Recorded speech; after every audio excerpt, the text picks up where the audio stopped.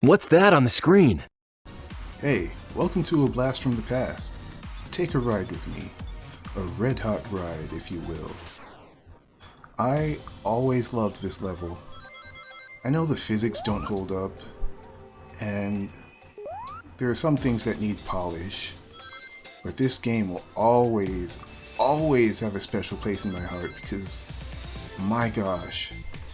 Oh! Hang on.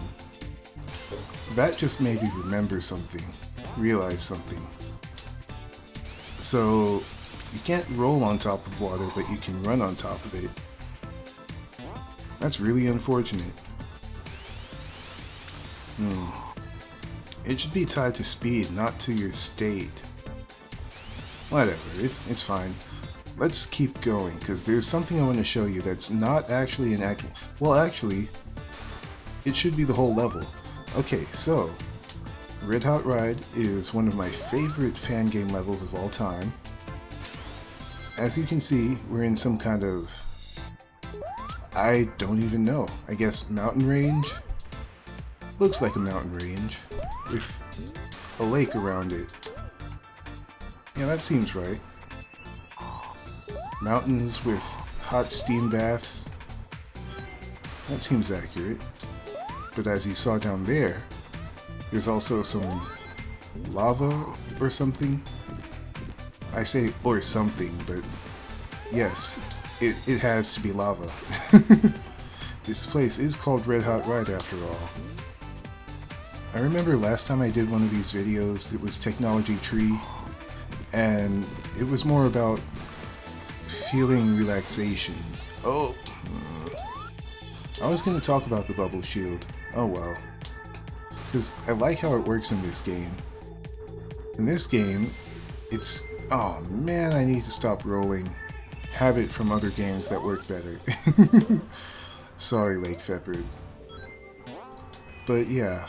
Oh man, speaking of Lake Feppard, I've seen the recent XF Extreme Formula stuff.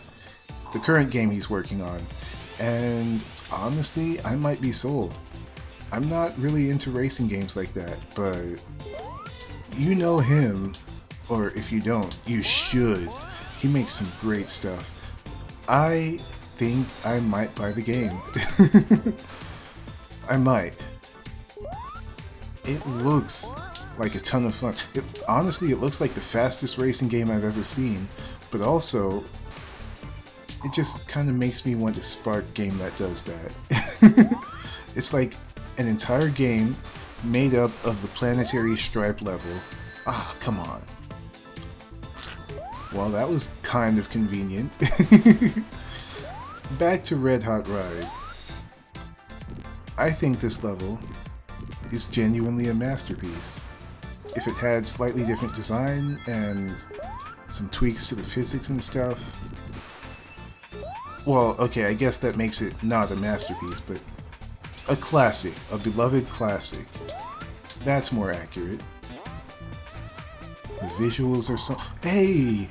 I've never noticed that. Look in the background. What's that on the screen? Okay, that's Angel Island. You see that? I also like when games make heat waves in hot level. Okay. Yeah, heat waves are cool. Ooh, you see this? Level transition. Now we're in this cave, possibly a volcano. It's so nice, and it really sells the feeling of the heat, and I haven't even touched on the music. My gosh. It's this, I guess, R&B style groove. Something about it is just so good.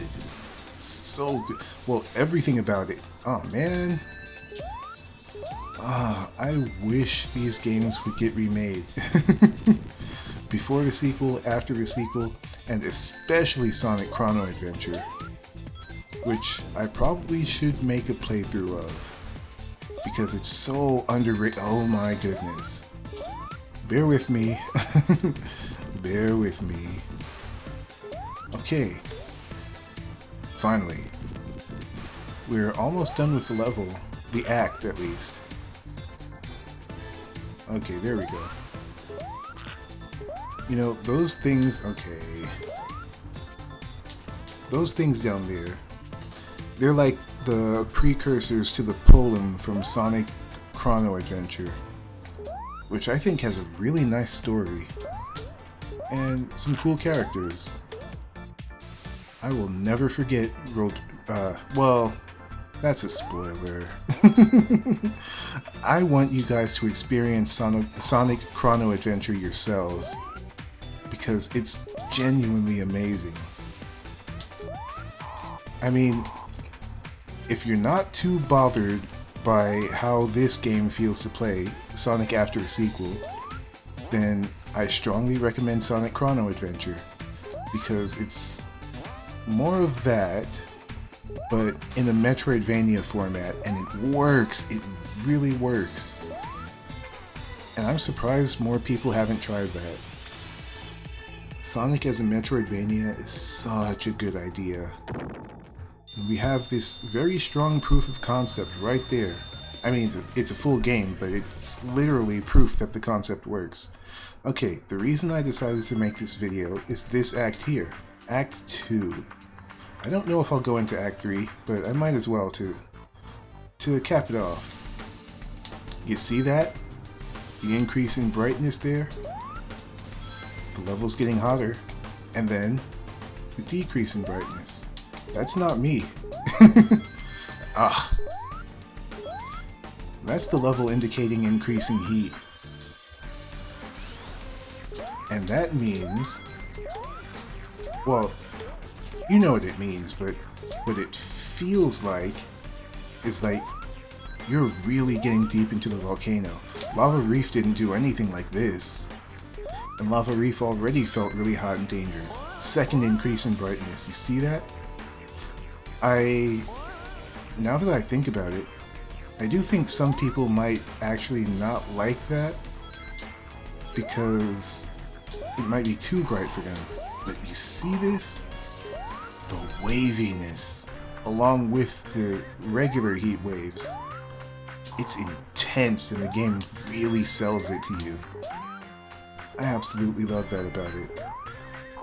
Lake Feppard knew what he was doing. And the music. This is probably my favorite music from the act. Okay, there's something I want to show you. You can run on the lava. Well, with the shield. Second thing, you can go under the lava like water, as long as you have this shield on. And it's amazing. I don't know how these air bubbles work though, because that feels like a weird idea. But I can't believe no one before or after has ever thought to do this. Running on lava, going into the lava like water. And in Lake Feppard's games, if you get hit, there you go. I didn't need to explain it. I will anyway. So if you get hit while underwater or under lava, and you have a shield on, then you don't lose the shield, which I think is very convenient. Oh, messed up a little bit. But yeah, such a good game. So many cool ideas. That's, you know, it's okay, let's start from the beginning. Oh my goodness.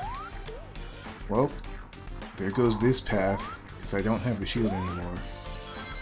Anyway, so I didn't used to like indie games, or even certain fan games. Like, I was a kid and I didn't really understand the concept of fan games. And then once I got to these, I was a lot older and I did understand the concept, but I only played these because of bias of some kind. I don't quite remember. But the point I'm trying to make is this is about indie games. I wasn't going to play any indie games ever. Well, that I knew of beforehand. But Lake Feppard had me sold because of his previous games.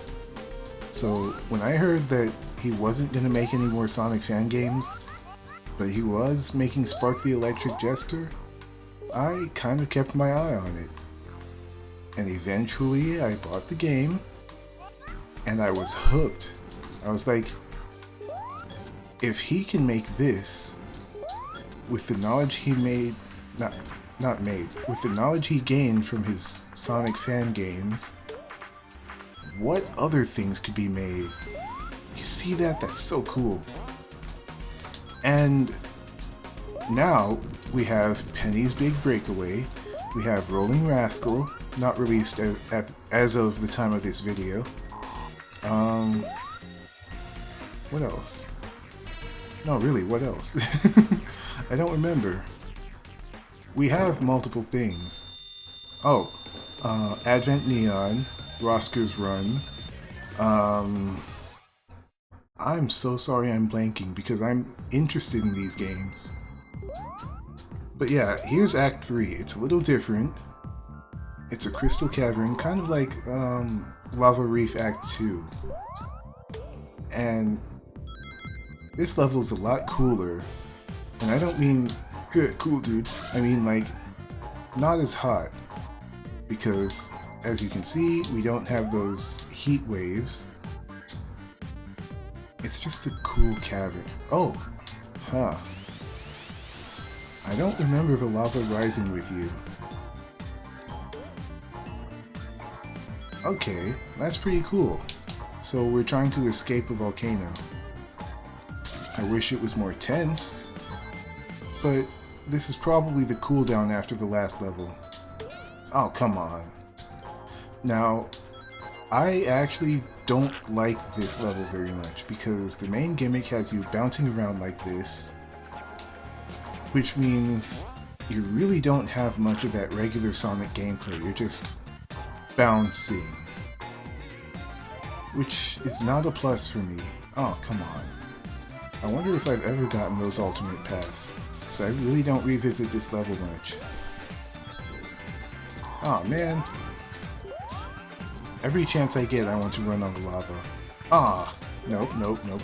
One more time. I have to do it right. Good enough. I think this is the shortest of the acts. Fittingly.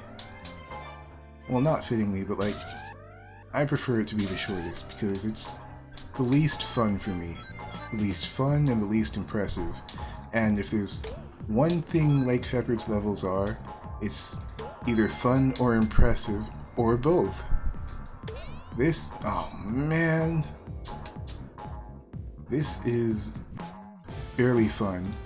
And the only really impressive thing is, come on, is the fact that you have this really great music in the background. Even then, I think the music for this act is the least impressive. Which, which isn't really a knock on Lake Shepherd. He was experimenting.